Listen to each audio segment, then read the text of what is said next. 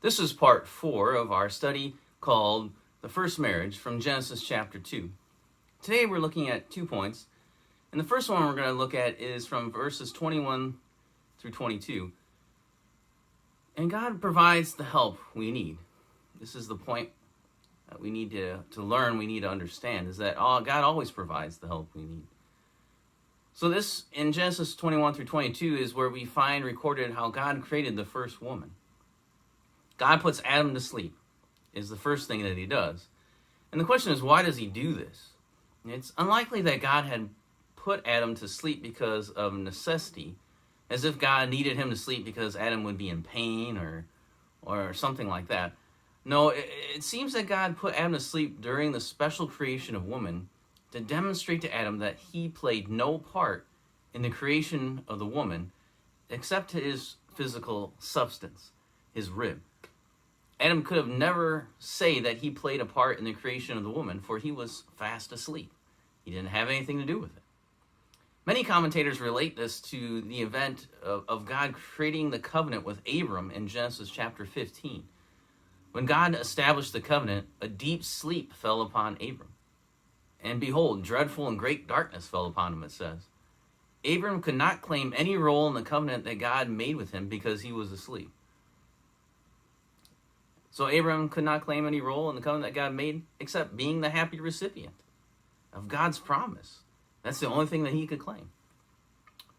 God makes the woman from Adam here, which is interesting too. God did not take some dust of the earth to form the body of woman, which is exactly what he did with Adam.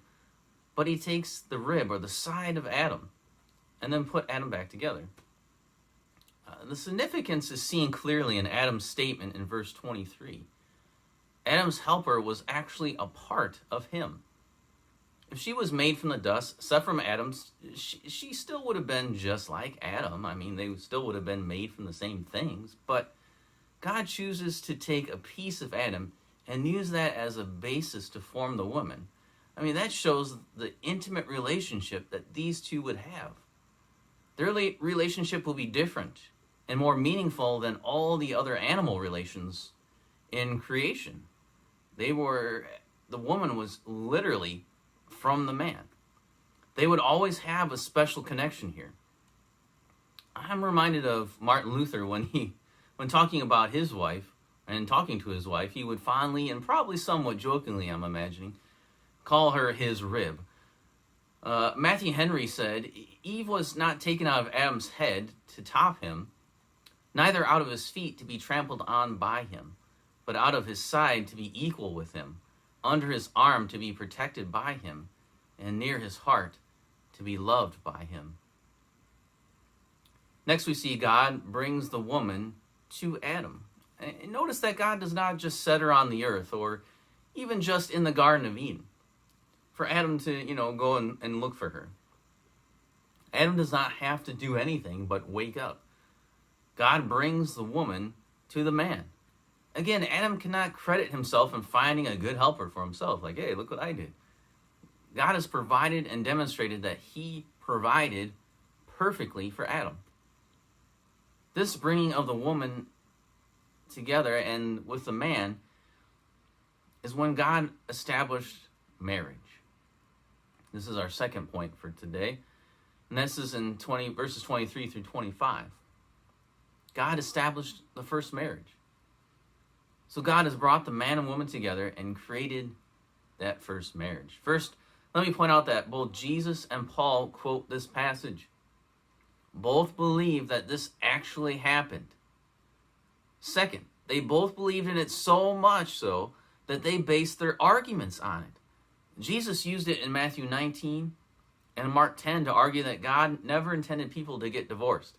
His argument was that divorce was not God's intention. That's not what God wanted for people's relationships. And so he bases his argument off of this event happening.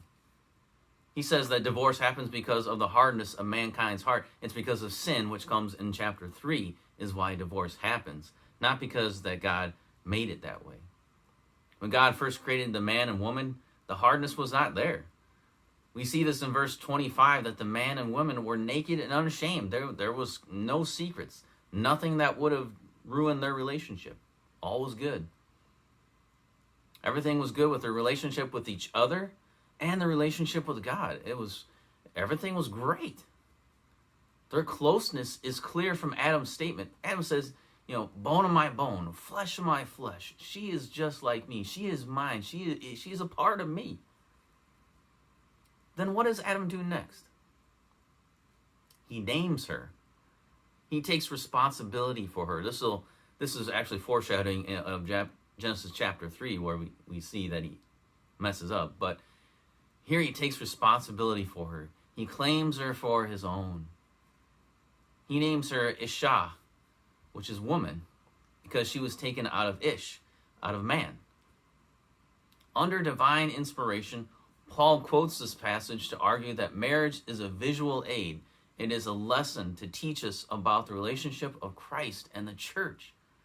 He argues that the way God created Adam and Eve and brought them together, establishing human marriage between one man and one woman, that is a sign that points to Jesus and his church. The closeness, the one flesh idea, is the relationship that Jesus has with his people. There is no reason for God's bride to feel ashamed before her groom, Jesus Christ. So you see the importance of this passage.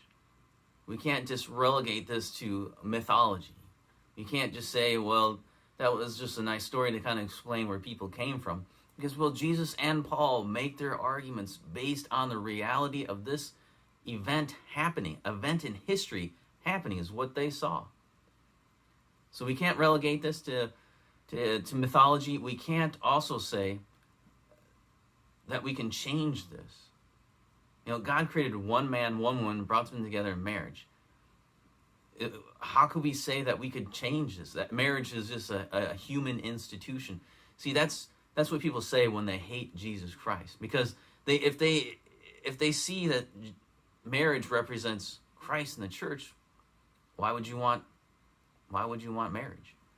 Why would you want marriage the way that God made it? You want to destroy that. You want to change it, because then it mars that image of Jesus in the church. So this is a very important passage for us to understand, a very important thing, that marriage between Adam and Eve looked forward to Christ and the church. But we also don't want to lose sight of the fact that it's talking about a real marriage, a real relationship between one man and one woman, a perfect relationship. Genesis 2 describes to us that, and we'll look at that a little bit more in our conclusion to this study.